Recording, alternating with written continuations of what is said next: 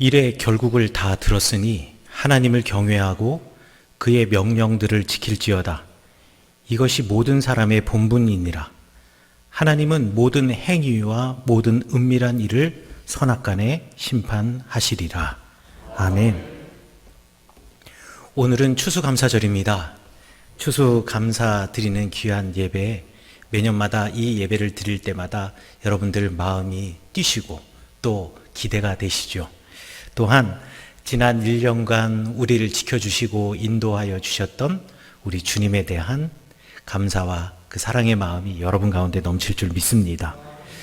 우리 추수감사절을 많이 지키지만 이 추수감사절의 유래에 대해서는 여러분들이 잘 모르시는 분들도 계셔서 제가 잠시 말씀드리고자 합니다. 추수감사절은 1620년 영국에서 미국으로 오직 신앙의 자유 하나만을 바라보며 기아와 병고에 시달리면서 여러분들이 지금 보시는 것과 같은 메이플라워호라고 하는 이 배의 이름인데요. 이 배를 타고 영국에서 미국으로 갔던 청교도들, 그 청교도들이 주님께 감사를 드린 절기입니다. 이 사람들이 현재 이 땅은 미국이지만 그때 당시에는 미지의 땅이었던 신대륙 아메리카 대륙으로 102명의 사람들이 갔는데요. 그 102명의 사람들이 그 땅에 도착해서는 풍토병과 여러 가지 어려움 때문에 그곳에서 많은 사람들이 죽었습니다. 하지만 그들이 땅에 도착하고 난 이후 1년 후에 개척지에서 갖은 풍토병과 생활의 고난, 질고에 시달리면서도 하나님께서 지켜주시고 1년 후에 추수하게 하시고 그리고 그곳에서 농사를 수확한 후에 새 땅에서 첫 결실 주신 하나님께 감사하는 마음으로 예배를 드렸던 것이 이 추수감사절의 유래입니다. 이 사람들은 하나님의 도우심으로 한 해의 농사를 수확할 수 있었음에 감사했고 또 지금까지 지켜주시고 인도해 주신 주님께 감사했고 또 무엇보다도 비록 이렇게 척박하고 어려운 곳이기는 하였지만 신앙과 자유의 존엄성을 알게 하셔서 자유롭게 그곳에서 하나님을 예배하게 하신 것에 대해서 감사드렸습니다. 그래서 청교도들은요 11월 마지막 주 목요일을 추수감사절로 지키며 주님께 예배드렸습니다. 이들의 후예인 미국 교회의 선교사님들이 우리 한국 땅에 오셔서 복음을 전파하셨죠. 그래서 그 선교사님들을 통하여서 추수감사절이라는 것이 이 땅에 전해지게 되었는데 이것도 우리 한국의 우리 신앙의 우리 인도자들, 리더들이 자발적으로 선교사들에게 건의를 한 것입니다. 1904년 선교사들과 한국의 사역자들이 우리나라의 교회가 조선 땅, 그때 당시는 조선 땅이 되겠죠. 조선 땅에 들어와서 부흥하게 되었고 왕성하게 되었으니 우리도 마치 신대륙을 쫓아 신앙의 자유를 얻고 하나님께 감사드렸던 그들처럼 우리도 우리에게 신앙을 갖게 하시고 신앙을 주신 하나님 그리고 우리에게 한 해의 수확과 소출을 주신 하나님께 감사하는 예배를 온 조선의 교회가 함께 예배드렸으면 좋겠습니다 라고 1904년에 건의를 했습니다. 그래서 무어 선교사님께서 그러면 당장에 시작합시다 라고 했는데요. 우리 헌트 선교사님께서는 우리 기왕에 시작하는 것 우리 교회에서는 우리 교단과 교회에서는 1904년에 시작하지만 온 조선의 교회가 함께하기 위해서 우리 5명의 교단의 지도자들을 만나서 우리 온 교회가 교단을 분문하고 장로교든 감리교든 침례교든 또 어떠한 교단이든 간에 함께 모여 같은 날에 예배드립시다 라고 해서요 온 조선이 함께 예배드리기 시작한 것은 1905년부터 그리고 조선 땅에 처음으로 추수감사 예배가 드리게 된 것은 1904년 그러니까 대략 지금으로부터 120년 전에 우리 추수감사절 예배가 이 땅에서 시작되었다라고 우리가 알고 계시면 되겠습니다. 그리고 추수감사절 예배를 드리면서 11월 11일을 추수감사절로 처음 선택했습니다. 왜 우리나라 교회가 11월 셋째 주를 전통적으로 추수감사절로 지키게 되었는지에 대해서는 기록이 남아있지 않기 때문에 알 수 없지만, 실제로 추수감사절은 제일 처음 생겼을 때 11월 첫 주, 그때가 우리나라의 농사력과 기후에 따라서는 추수를 하고 난 이후에 사람들이 재단에다가 우리 재물을, 수확물을 올릴 수 있는 시기였기 때문에 11월 첫 주, 11월 11일을 우리 감사의 절기로 지켰다라고 여러분들이 알고 계시면 되겠습니다. 한 해의 농사의 수확에 대한 감사, 그리고 신앙의 자유를 얻게 된 것에 대한 감사가 청교도 우리 신앙의 시작이었고, 그리고 같은 신앙의 고백을 우리 조선의 교회들이 하게 되었고, 이러한 신앙의 자유에 대한 감사, 그리고 한 해의 수확에 대한 감사, 이 두 가지의 대표적인 감사의 제목을 가지고 우리가 하나님께 추수감사의 절기를 지킨 것은 우리 구약 성경에서 수장절의 의미와 너무나 잘 어울립니다. 우리 성경의 명절에 보면 수장절이라고 하는 절기가 있습니다. 수장절은 초막절이나 장막절이라는 이름으로 우리에게 더 많이 알려져 있는데요. 우리가 종교력으로는, 그러니까 신앙적 의미로서는 초막절 내지는 장막절이라고 부르고, 우리의 삶의 일상에서 농사력으로서의 의미는 수장절이라고 부릅니다. 수장절에서 이 장자라는 말이 한자로 감출장자인데요, 한 해의 수확을 하고 난 다음에 우리 곡식의 창고에 이 수확물들을 이렇게 쌓아 놓는 것, 감추어 놓는 것, 보관해 놓는 것, 이것을 기념하는 절기라는 뜻입니다. 이스라엘의 날씨는 여러분들이 앞에서 보시는 것처럼 우기와 건기로 나뉘어집니다. 3월 말부터 그 다음에 10월 중순 말까지는 건기해서 비가 내리지 않는 절기고요.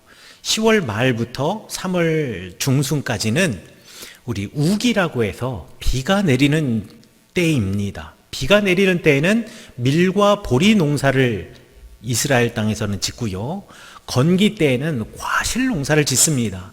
그래서 6월절이 되면 이제 첫 보리에다가 낫을 대게 되고, 그리고 77절, 그러니까 50일이 지나고 난 다음 77절이 되면 밀과 보리를 다 거두어 드리고 하나님께 밀과 보리를 수확한 것에 대해서 감사하는 절기를 지킵니다.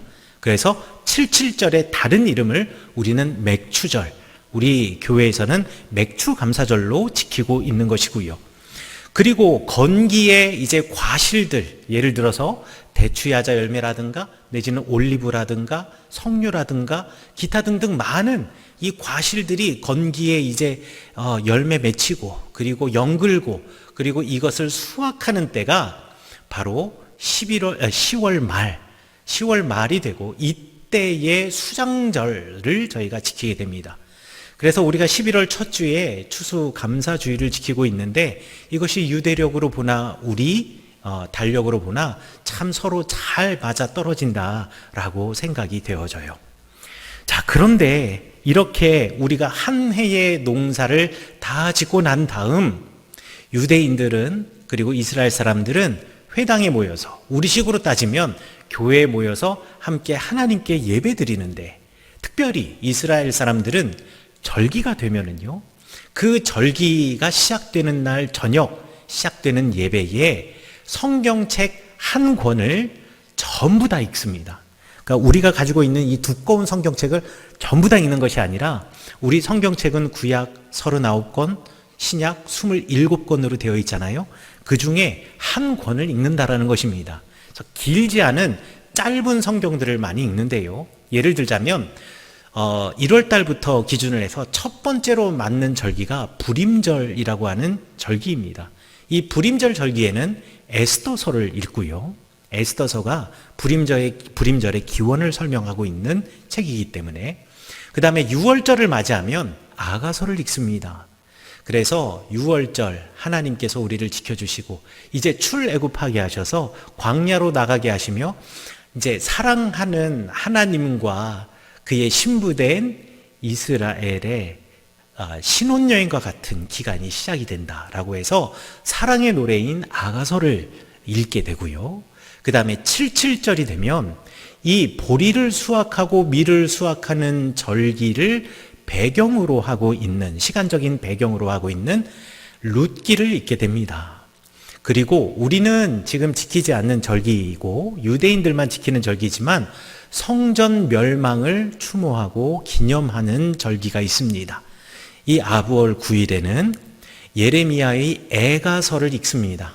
이 애가는 예레미야가 성전의 무너짐을 보고 탄식하며 노래하고 그 성전을 다시 세우실 하나님을 찬양하는 책인데요. 그 애가를 아부월 9일 성전 멸망할 때 읽게 되고요. 그리고 마지막으로 이 수장절이 되면 77절과 우리 장막절이라고 불려지는 수장절이 되면 전도서를 읽습니다.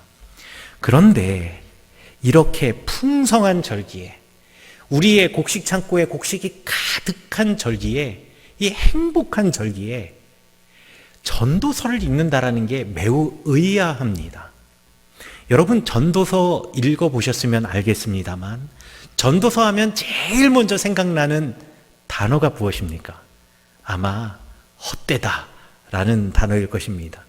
전도서는요, 그 시작부터 헛되다를 계속 반복합니다. 전도서 1장 1절에서 1장 1절부터 3절까지 이렇게 말합니다. 다윗의 아들 예루살렘 왕 전도자 솔로몬이 되겠죠. 다윗의 아들 예루살렘 왕 전도자의 말씀이다. 전도자가 이르되 헛되고 헛되며 헛되고 헛되니 모든 것이 헛되다. 해 아래 수고하는 모든 수고가 사람에게 무엇이 유익한가? 모든 것이 헛되다 라고 전도서가 시작이 됩니다. 전도서를 여러분들 쭉 읽고 나가면 세상이 덧없다, 이렇게 열심히 노력해보나 마나다, 모든 것을 이렇게 해봤자 결국 다 공허한 일이다, 헛되다 라는 것을 쭉 이야기하고 있는 것이 전도서인데요. 아니 이렇게 풍성하고 기쁘고 즐거운 날에 온 사람들이 모여서 축제를 벌이고 하나님께 예배를 드리면서 잔치하는 이 날에 기쁜 노래, 즐거운 찬양 불러도 부족한 이 날에 헛되다, 헛되다, 이 헛되다를 읽는, 말하는 이 성경책을 다 함께 모여서 첫 예배 때 이 성경책을 완독을 하니 이게 정말 너무 이상하지 않습니까? 좀 어울리지 않는다라고 생각되는데요. 여러분 잘 생각해 보시면 이게 정말 지혜로운 말씀입니다. 여러분 우리의 인생을 되돌아보십시오. 제가 예를 들어 볼게요. 우리가 한 해에 소출을 했습니다. 우리 철원에 농산물이 유명한 게 참 많죠. 파프리카도 있고, 그 다음에 고추도 있고, 그 다음에 여기 와보니까 철원에서 저 철원에서 사과 나는지 처음 알았습니다. 철원에 사과도 있고, 그리고 뭐니 해도 철원은 벼지요. 벼도 있고요. 정말 토마토도 있고요. 많은데요. 철원에 뭐니 해도 가장 대표적인 우리 농산물 하면 우리 철원 5대 아니겠습니까? 그러니까 제가 논농사를 비유를 들어서 여러분에게 설명해 볼게요. 제가 논농사를 짓습니다. 그런데 논농사를 짓는데 제가 가지고 있는 논에는요, 1년 동안 열심히 농사를 지으면 쌀이 100가마가 소출이 됩니다. 물론 기후가 안 좋고 뭐가 조금 안 좋을 때는 한 90가마 정도 나오긴 하지만 정말 모든 것이 완벽하면 100가마가 소출이 되는 논을 제가 가지고 있어요. 그런데 올해 하나님께서 정말 큰 은혜 주셔서 하나님께서 날씨도 좋고 기후도 좋고 태풍도 불지 않고 그리고 큰 비도 없고 적절한 때 비가 오고 하나님이 너무 잘해 주셔서 보통 잘 된다 하면 한 100가마 나오는 우리 논에서 120가마의 쌀이 나온 겁니다. 이게 얼마나 감사한 일입니까? 이게 얼마나 큰 은혜입니까? 그래서 제가요 너무너무 기쁜 거예요. 자, 이제 수장절이 되어서 하나님께 예배를 드리기 위해서 제단에 내가 소출한 것의 10분의 1, 11조를 가지고 가기 위해 수레 위에다가 12가마를 올려놓았습니다.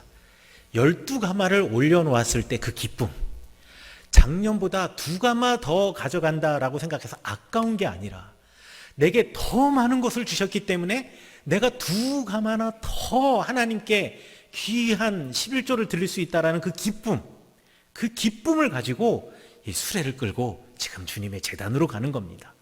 제단으로 가면서 한편으로는 사람들이 제 수레를 봐주기를 원하는 거예요.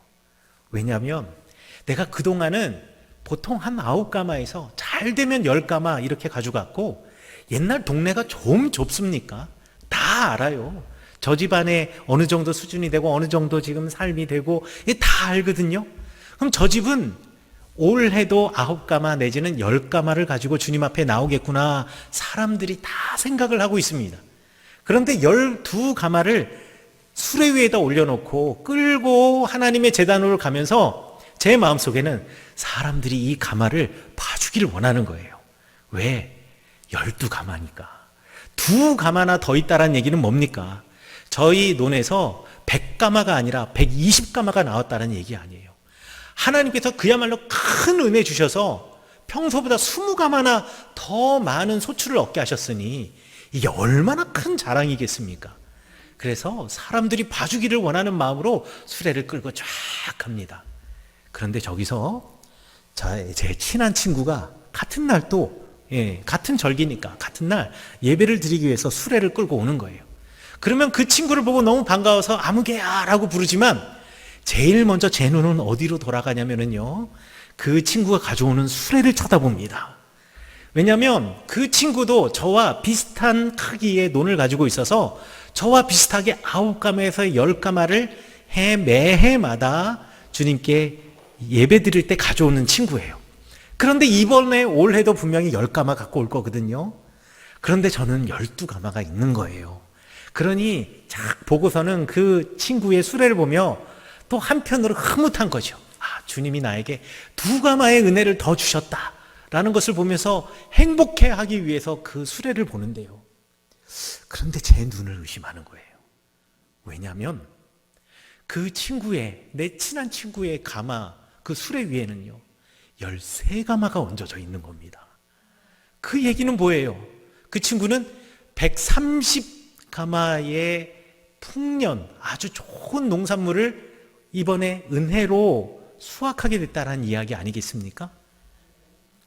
여러분, 그런데요, 지금 아멘 하시는 우리 권사님처럼 이걸 보고 이 친구도 130가마구나, 13가마구나 아멘 하는 분도 계시지만 저같이 옹졸한 사람은요 상처를 받아요. 왜? 내가 그 친구보다 덜 일한 것도 아니고 내가 그 친구보다 못한 것도 아닌데 나는 12가마인데 그 친구는 13가마인 거죠. 상처를 받으니까 여태까지는 제가 12가마 갖고 오면서 주님 너무 감사합니다, 이게 은혜입니다, 하나님이 저를 너무 사랑해 주셨습니다 했던 제가 그 가마 13가마를 보는 순간 헛되고 헛되니 모든 것이 헛되다. 내가 해 아래서 열심히 수고해 봤는데 이게 무슨 유익이 있나, 다 헛되다. 나 12가마 했는데 저 친구 13가마 했네 라고 생각하면서 감사와 은혜는 사라지고 불평이 생기기 시작하는 겁니다. 왜 그럴까요?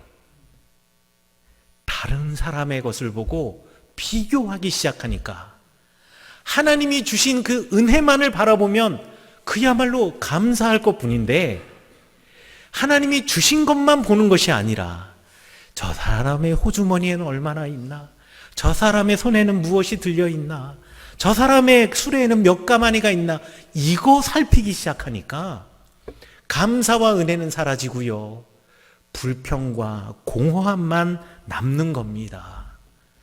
여러분, 저희 집에 딸이 둘이 있어요. 하나는 중학생이고 이제 하나는 초등학생입니다. 하나는 중학생이고 하나는 초등학생인데 명절 때가 되면은요 제가 마음이 불안해요. 왜 불안하냐면 저뿐만 아니라 할머니 할아버지들도 다 비상이에요. 명절 때 할머니 할아버지 집 만나면 참 이 아이들이 뭐 사실 저도 어렸을 때 그렇지만 할머니, 할아버지 만나는 것이 너무 행복하죠. 당연히 행복합니다. 그런데 그것 때문에만 행복한 것은 아닙니다. 더 행복한 이유가 있어요. 왜냐하면 할아버지, 할머니한테 절을 하면 또 찾아가면 꼭 용돈을 주시잖아요. 그런데 할머니도, 외할아버지도, 외할머니도 용돈을 주실 때 큰애는 중학생이니까 너는 쓸 일이 더 많으니 2만 원 내지는 3만 원을 주는데 초등학생한테는 10,000원을 주는 거예요.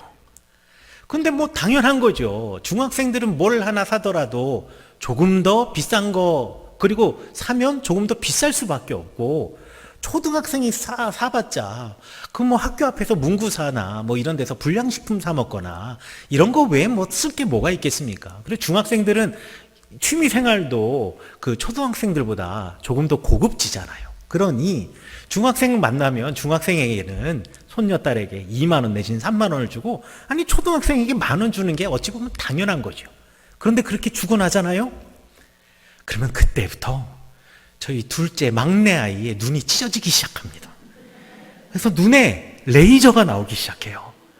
왜 언니는 나보다 더 많이 받냐라는 거예요. 그러면서 이야기합니다. 나도 그러면 중학생 되면 언니처럼 받을 수 있냐고. 그래서 그렇다라고 이야기하지만 걱정이 돼요. 왜요? 둘째가 중학생이 되면 큰애는 고등학생이 되거든요. 3년 터울이라서. 그러면 또 차이가 날 거 아니에요. 이 맨날 그래서 명절 때가 되면 정말 불안하고요. 그리고 할머니, 할아버지 만나고 돌아오면 차에서 오는 내내 할머니, 할아버지를 만나서 얼마나 기뻤는지, 그리고 오랫동안 친척, 우리 친구들 만나서 얼마나 기뻤는지, 또 이렇게 뭐 춘천, 화천 갔다 오니 얼마나 좋은지 이 얘기를 하는 게 아니라 차에서 오는 내내 할아버지가 나한테는 10,000원 주시고 언니한테는 3만 원 줬다고, 할머니가 나한테 10,000원 주고 언니한테 2만 원 줬다고, 이 얘기만 1시간 반 내내 하면서 오는 거예요. 여러분, 갈 때 우리 둘째 아이 주머니에는 아무것도 없었어요. 빈손으로 갔어요. 그런데 10,000원 받았거든요. 그렇게 10,000원씩 받아서 뭐 외삼촌한테도 받고 삼촌한테도 받아서 뭐 이래저래 해서 한 5만 원 받았어요. 이게 얼마나 감사한 겁니까? 그런데 언니 주머니에는 10만 원이 있거든요. 그러니까 감사가 아니에요. 그때부터는 불평이에요. 그때부터는요, 주신 할머니, 할아버지, 삼촌, 외삼촌, 큰아버지가 다 원망스러운 거예요.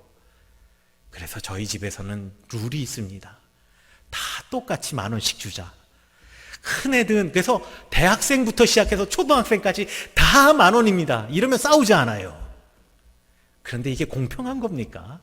꼭 그런 거라고는 말할 수가 없겠죠. 여러분, 다른 사람의 것을 보고 내 것을 비교하는 순간 감사는 사라집니다.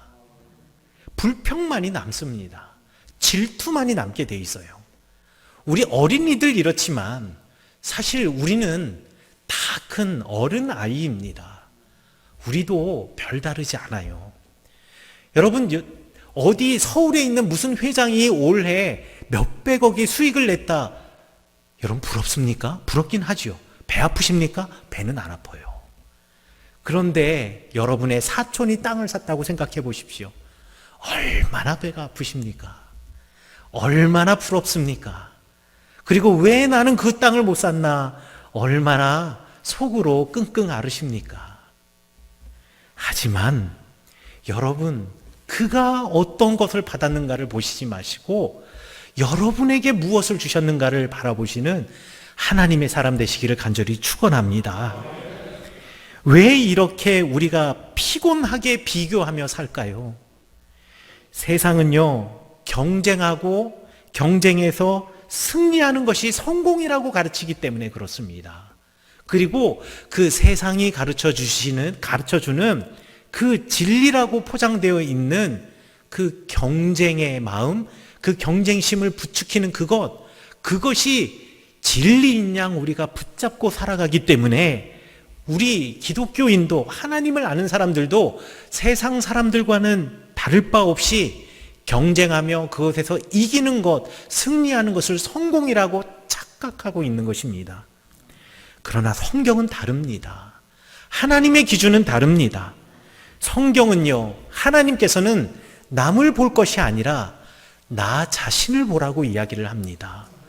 남의 호주머니와 남의 손에 무엇이 들려있는 것을 보는 것이 아니라 내게 주신 하나님의 은혜를 보고 그것을 감사하라고 가르치고 계시는 겁니다. 여러분, 하나님이 우리를 보시듯 우리도 하나님의 은혜로 하나님의 눈으로 나 자신을 보아야 합니다. 그 눈을 보면 우리 모두가 가치 있는 사람이고 우리 모두가 하나님이 사랑하는 사람이고 우리의 모든 삶이 감사할 것뿐입니다. 여러분, 하나님은 우리 사무엘상 16절의 말씀처럼 우리를 외모로 보시는 것이 아니라 우리가 가지고 있는 것으로 판단하는 것이 아니라 우리의 마음, 우리 마음속에 주님의 은혜가 있느냐, 우리 마음속에 주님께 드리는 감사가 있느냐를 보시는 분이십니다. 하나님은 우리 히브리서의 말씀처럼 우리 가치를 다른 사람과 비교하면서 평가하시는 분이 아니라 우리의 마음을 잊고 우리의 생각과 감정과 우리 마음속에 나오는 의도를 살펴서 우리 삶이 얼마나 감사가 넘쳐나고 기쁨이 넘쳐나며 그의 삶에 찬송이 넘쳐나는가, 그것을 보며 우리를 평가하시고 평가하시되 그것으로 우리를 회초리치시고 채찍질 하시는 것이 아니라 부족한 일을 끌어안으시고 나를 바라봐 라고 말씀하시는 분이 우리 주님이십니다. 그러니 나는 2달란트밖에 없는데 저 사람에게는 5달란트나 있네. 나는 2달란트밖에 못 남겼는데 저 사람은 5달란트나 남겼네 라고 생각하시는 것이 아니라 우리 예수님의 비유처럼 하나님께서 나에게 2달란트 주셨는데 나는 하나님이 나에게 2달란트 주셨고 나는 그 2달란트를 충성된 종으로 성실하게 살아감으로 2달란트를 남겼고 저 사람은 5달란트를 받았고 저 사람은 하나님의 충성된 종으로 살아가며 5달란트를 남겼으니 비교하지 않고 다투지 않으면서 그의 달란트를 인정해 주면서 우리가 모두가 주님으로부터 2달란트 받은 종이나 5달란트 받은 종이나 2달란트를 남겼기 때문에 5달란트를 남겼기 때문에 착하고 충성된 종이라고 칭찬받았듯 내가 남긴 것, 내가 얻은 것에 대해서 주님으로부터 그나 나나 똑같이 충성된 종이라고 칭찬받음으로 우리가 감사하는 하나님의 사람 되시기를 간절히 축원합니다. 왜냐하면 하나님은 우리를 비교를 하며 비교 우위를 놓으시고 5달란트 남겼기 때문에 더 복 주시고 2달란트 남겼기 때문에 덜 복 주시는 분이 아니라 우리의 달란트, 우리의 분량대로 은혜와 복을 주시되 우리가 2달란트 받았는데 2달란트 남겼으므로 다음에는 5달란트를 주시는 분이시고 5달란트를 받았는데 5달란트를 더 남겼기에 다음에는 10달란트를 주시는 하나님이시기 때문입니다. 여러분은 모두가 소중하고 가치가 있으신 분들입니다. 하나님께서는 여러분 모두 한 분 한 분을 다 차이 없이 소중하게 생각하시고 사랑하는 하나님의 자녀라고 불러주시는 분입니다. 그러나 혹시 우리가 다른 사람의 호주머니에 무엇이 있는가, 다른 사람의 손에 무엇이 있는가, 다른 사람의 수레 위에 쌀이 몇 가마니가 있는가를 꼭 보아야만 한다면 그와 비교하며 내가 받은 은혜가 얼마나 큰가를 보기 위해서 그의 호주머니와 손과 수레를 보는 것이 아니라 그가 무엇이 부족한가, 그에게 내가 무엇을 도와줄 수 있는가 라는 마음으로 그의 호주머니와 손과 수레를 보시는 여러분 되시기를 축원합니다. 우리가 그들의 것을 볼 때에는 그들을 돕기 위해서 볼 때입니다. 우리가 그들의 부족함을 보며 우리 가지고 있음을 감사하는 것이 아니라 그들이 부족함을 보며 우리가 나누어 줄 수 있는 마음, 이 마음이 바로 이 추수감사절에 우리에게 바라시는 주님의 마음이십니다. 여러분, 나의 손에 무엇을 주셨나를 보며 주님께 감사할 때 하나님은 우리에게 능력을 주십니다. 그 능력은 바로 우리가 나누어 주는 능력이며, 나누어 주어서 우리 창고가 비게 되었을 때 내가 생각지도 못하는 방법으로 다시 부어주시고 채워주시는 능력입니다. 이 능력을 경험하시는 여러분 되시기를 간절히 축원합니다. 오늘 성경 본문 말씀인 전도서에서는 비교하며 살아가면서 그저 이 세상이 헛되네, 이 세상이 공허하네, 도저히 이 세상에서 내가 만족함을 누릴 수 없네, 이 수고가 무슨 유익이 있나 라고 노래하는 것으로 끝나고 그치는 것이 아니라, 이 말씀을 통하여서 이렇게 공허한 삶을 살아가는 것이 아니라 하나님을 경외하고 그 말씀을 따라 사는 것이 우리가 지켜야 할 본분이라고 말씀하십니다. 하나님을 경외하고 그의 말씀을 따라 살아가며 내게 주신 것에 대하여서 온전한 감사, 내게 주신 것에 대한 온전한 은혜의 하나님에 대한 찬양이 우리에게 넘쳐날 때 하나님께서는 우리에게 더 큰 상과 더 큰 복을 주실 줄 믿습니다. 심판하시는 하나님께서는 오늘 우리를 심판하십니다. 심판하시는 하나님께서는 내일 우리를 심판하실 것입니다. 심판하실 때 우리 가운데 있는 어떤 은혜와 어떤 감사이냐, 그 양과 그 마음을 보시며 우리에게 상을 주시며 복을 주시는 하나님이십니다. 이것이 이 땅을 살아가는 젊은이들에게 주는 전도자의 지혜라고 전도자는 말하고 있고, 이것이 모든 하나님을 아는 사람에게 주는 교훈이라고 마지막을 말하고 있습니다. 사랑하는 서운교회 성도 여러분, 이 추수감사를 드리는 이 감사의 절기, 내게 허락하여 주신 주님의 은혜를 바라보며 그것을 감사함으로 주님께 더 큰 은혜를 받으시는, 복을 얻으시는 여러분 되시기를 간절히 축원합니다. 여러분, 이 여러분의 큰 은혜와 복을 받으신 절기, 보다 부족한 사람이 있다면 나누어 줌으로 채워지는 더 큰 놀라운 은혜 경험하시고 주님께서 주시는 그 놀라운 하나님의 능력을 경험하시는 여러분 되시기를 간절히 축원합니다.